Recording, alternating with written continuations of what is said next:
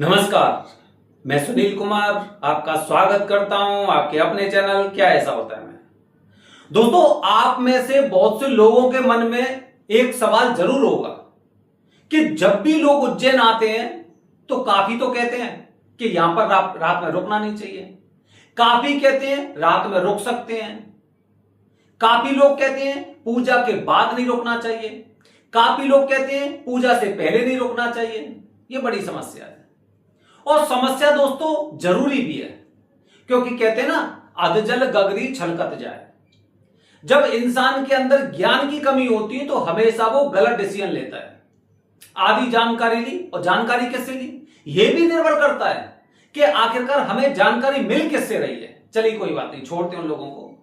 सबसे पहले दोस्तों पूरा वीडियो देखिए, पूरा वीडियो आपको अच्छा लगेगा। आप में से जो लोग भी उज्जैन आने वाले हैं किसी प्रकार के पूजन के लिए, क्योंकि 5 मई की अंगारक चतुर्थी है, इधर अंगारक दोष खत्म होगा, उधर माता बगुलामुखी में बहुत बड़े बड़े पूजन होंगे और कालसर्प दोष की पूजन का मुहूर्त भी है।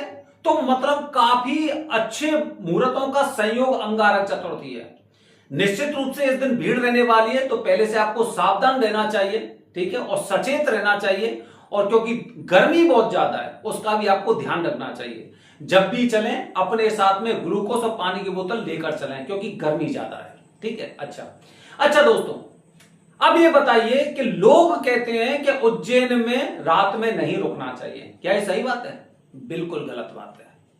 ये कहीं से भी कोई लेना देना ही नहीं है इन बातों का। हां, आधी हकीकत आधा फसाना। पृथ्वी लोक के, मृत्यु लोक के महाराज यहां पर महाकाल बाबा हैं, इसलिए माना जाता है, एक मान्यता है कि जो राजा हो वो यहां पर नहीं रोकने चाहिए। अब दोस्तों, हम अपने आप को तो भगवान महाकाल की प्रजा समझते हैं, एक छोटा सा कतरा जिसकी गिनती भी नहीं है और गिनती करने में ही काम आता है, इसके अलावा कुछ भी नहीं। तो हम तो रुक सकते हैं। आप में से जो अपने आप को राजा समझते हो वो बिल्कुल मत रोकिए, और जो भगवान शिव जी का भक्त, महाकाल का भक्त समझते हैं वो आराम से रोकिए। ये केवल मिथ बात है, आधी हकीकत आधा फसाना, ठीक है, ध्यान रखिए। अच्छा, हम एक गलती बहुत बड़ी करते हैं। वो गलती क्या करते हैं दोस्तों? जब भी आप उज्जैन आए तो हमेशा आपको ध्यान रखना चाहिए कि सबसे पहले जो भी पूजा आप करने यहां पर आ रहे हैं, सबसे पहले महाकाल बाबा से उनकी अर्जी जरूर लगाइए। अर्जी मतलब एक तरह से पूजा की अनुमति, कि हे महाकाल बाबा, आपके क्षेत्र में हम पूजन करना चाहते हैं, हमें पूजा करने की अनुमति दीजिए। हालांकि उसकी एक अलग विधि है, वो विधि मैं आपको बताऊंगा, ठीक है। अच्छा, तो अर्जी सबसे पहले आपने अर्जी लगा दी, मतलब महाकाल के पास आपने एक कहते हैं ना कि उनसे परमिशन ले ली कि हम इस स्थान पर पूजन करने जा रहे हैं। अब दोस्तों क्या होता है, अधिकांश लोग कहते हैं यहां पर कि पूजा के बाद रुकना नहीं चाहिए। बिल्कुल गलत बात है। पता है क्यों कहते हैं? हकीकत समझिए।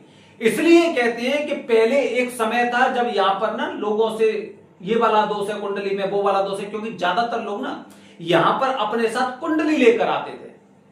तो ये वाला भी कुंडली में दोष है, वो वाला भी कुंडली में दोष है या नहीं है वो अलग बात है, लेकिन इस तरह यहां पर काफी ऐसे कार्य किए गए थे जिसकी वजह से लोग कहते हैं कि हमें वहां पर ठग लिया गया। तो ये लोग ये सोचते हैं कि सारे पूजन करवाने के पश्चात इन्हें जल्दी से जल्दी यहां से विदा कर दो।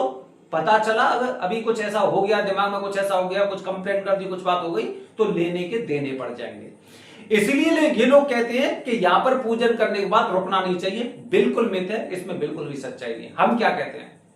अब हम क्या कहते हैं, वरदानी पंडित जी का जो रजिस्टर ट्रस्ट है वो इस बारे में क्या कहता है? पूजन के बाद खूब रुकिए, जितनी आपकी इच्छा है उतना रुकिए, लेकिन पहले ध्यान रखिए, अगर हम यहां पर किसी प्रकार का पूजन करने आ रहे हैं तो सबसे पहले आपको पूजन करना चाहिए, दर्शन बाद में करना चाहिए। उसका भी एक लॉजिक बता रहा हूं आपको, लॉजिक। उदाहरण के लिए दोस्तों, सपोज करते हैं उदाहरण के लिए कि मेरी कुंडली में मंगल दोष है। अब मैं मंगल दोष की पूजा मंगलवार को करने वाला हूं, रविवार को यहां पे आ गया, सोमवार का दिन मेरे पास एकदम फ्री है, मैं क्या करूं? चलो यहां मंदिर चलते हैं, चलो वहां मंदिर चलते हैं, चलो वहां चलते हैं। अब केवल आप नहीं जा रहे हैं, आपके साथ ये दोष भी जगह जगह जा रहा है। ये दोष जो मंगल दोष है ना, मंगल दोष भी जगह जगह जाके क्या हुआ कि दोष के ऊपर आवरण ढक गया, भगवान की कृपा का आवरण ढक दिया, मतलब दोष को आपने और ढक दिया, ठीक है। यहाँ पे दर्शन किए, महाकाल बाबा के दर्शन किए, हरसिद्धि माता के दर्शन किए, बड़ा गणेश के दर्शन किए, श्री काल भैरव के दर्शन किए, तो क्या हुआ, वो दोष वहां पे छुप गया। अब दोष छुप गया तो उसके पश्चात मैंने मंगलवार को पूजा करवाई, तो वो दोष जब छुप गया है, जो डर गया है, वो कितना बाहर निकलेगा, वो तो पहले से इतना डरा हुआ है इनके आशीर्वाद से, तो वो दोष पूरी तरह से निकल नहीं पाता है, वो दोष निकल नहीं पाता है, जिसकी वजह से क्या होता है कि ज्यादातर लोग कहते हैं कि हमें पूजा का फल प्राप्त नहीं होगा। अब इसका उल्टा सोचिए कि मैं सबसे पहले मंगल दोष की पूजन करवाता हूं या कालसर्प दोष की पूजन करवाता हूं, और उसके पश्चात मैं जगह जगह दर्शन करता हूं, तो पहले क्या हुआ, वो जितना भी दोष था, जितना भी अंदर मतलब परेशानी थी, जितने दोस्त थे, वो सभी से पहले निकाल के फेंक दिए, सब निकाल दिए।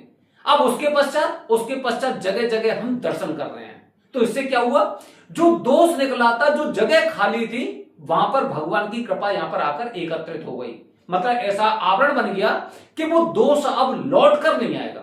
जैसे काफी लोग होते हैं ना, काफी लोग क्या कहते हैं कि कुछ समय तक तो ठीक था, उसके पश्चात फिर दोबारा से वही दिन शुरू हो गए।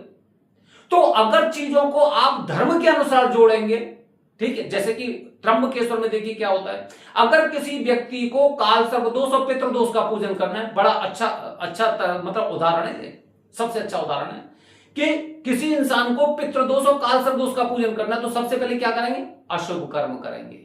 अशुभ कर्म कौन सा होता है, जो पितृ दोष का पूजन होता है। उसके पश्चात शुभ कर्म करेंगे, मतलब पहले अशुभ चीजों को खत्म करो, उसके पश्चात दोषों को खत्म करो, और फिर पाठ पूजन करो, समझ गए।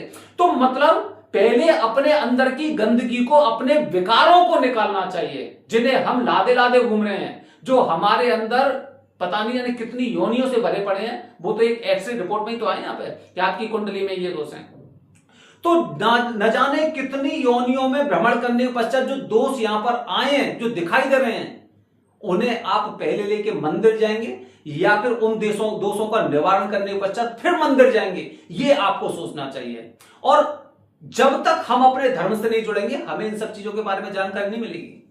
ध्यान रखिए, जिन योनियों में हम भ्रमण करके आए हैं, जैसा हमने किया था वो हमें इस जन्म में झेलना है, भोगना है। मनुष्य का जीवन क्यों होता है, भोगने के लिए होता है। तो हम यहां पर भोगने आए हैं, और जो आप ये कुंडली देख रहे हैं ना, कुंडली एक एक्सरे रिपोर्ट होती है हमारी पिछली योनियों में भ्रमण करने के पश्चात जो हम आए हैं यहाँ पर। और यदि आप विधि के अनुसार कोई कार्य नहीं करेंगे तो आपका आना जाना भी फिर वैसा ही रहेगा। क्योंकि बाद में लोग अक्सर कहते हैं ना, करीब 80% लोग कहते हैं पूजा का फल प्राप्त नहीं हुआ। नियम का पालन कहां किया आपने? नियम का पालन करेंगे तो निश्चित रूप से पूजा का फल तो प्राप्त होना ही है। देखिए, सनातन धर्म में अगर समस्याएं हैं तो समाधान भी है सनातन धर्म के अनुसार। सबसे पहले अपने धर्म को समझिए। मैंने लोगों को देखा है, ठीक है, लोग कुंडली ऐसे भेजेंगे कि जैसे पता नहीं अब क्या बताएं उनके बारे में, ठीक है। सोचिए, जो इंसान कुंडली विश्लेषण का किसी को दक्षिणा नहीं दे सकता, वो ठीक से पूजन क्या करवाएगा, है? अभी आजकल चर्चा में वैसे ज्यादातर यहाँ पे सूरत के पंडित जी हैं, और ये दिल्ली के महाराज जिनका हमने मतलब ना नाम तक नहीं सुना है, वो कौन है, कहां से पढ़े हैं, कुछ नहीं है, कुछ भी बता देते हैं, यहां पर करवा लो, वहां पर करवा लो, और ऐसे लोग हैं क्योंकि इनको फ्री में इलाज चाहिए। तो दोस्तों, इन सब चीजों में बिल्कुल मत पड़िए। सबसे पहले आपको क्या करना है, यहां पर आइए, बिल्कुल रात में रुक सकते हैं। सबसे पहले किसी मंदिर में, किसी स्थान पे जाने से पहले अपने विकारों को खत्म करके जाइए, जिससे भगवान शिव जी की कृपा एकदम बनी रहे, वहां पे जम जाए, ठीक है। पहले दोष खत्म करिए, दोष खत्म करने के पश्चात फिर पूजन करिए, फिर दर्शन करिए, जो करना करिए ना, इतनी जल्दी भागने की नहीं है यहाँ पे। अगर वरदानी पंडित जी ट्रस्ट के माध्यम से यदि आप पूजन कर रहे हैं ना, तो काफी दिन रुकिए, क्योंकि हमें किसी प्रकार का डर नहीं है। यहां से भगाते वो हैं जो जबरदस्ती लोगों के साथ ठगी करने की कोशिश करते हैं, जैसा कि पहले होता था। हमने काफी चीजें बदली हैं, इसीलिए दोस्तों हम कहते हैं धर्म से जुड़िए और पूर्ण पूजन करिए। पूर्ण पूजन करेंगे तो निश्चित रूप से चीजें खत्म होती हैं। अगर यहां पर आने के पश्चात भी अगर आप पैसे को ज्यादा वरीयता देंगे, तो निश्चित रूप से मान के चलिए कि कहीं ना कहीं नियमों से आप भटक रहे हैं। क्योंकि जिन योनियों में हम भ्रमण करके आए हैं, अकेली पूजा से नहीं, जब नारद मुनि नारायण नारायण नारायण कह के अपनी पिछली योनियों को खत्म करने, मतलब जाप करके, तो बिना जाप के हम कैसे कर सकते हैं, ये हमें खुद सोचना होगा। बने रहिए हमारे चैनल के साथ दोस्तों। आने वाली वीडियो में आपको बता रहा हूं त्र्यंबकेश्वर के बारे में। यहां पर आने से पहले लोग बहुत भटकते हैं। हर हर महादेव। हरिओम।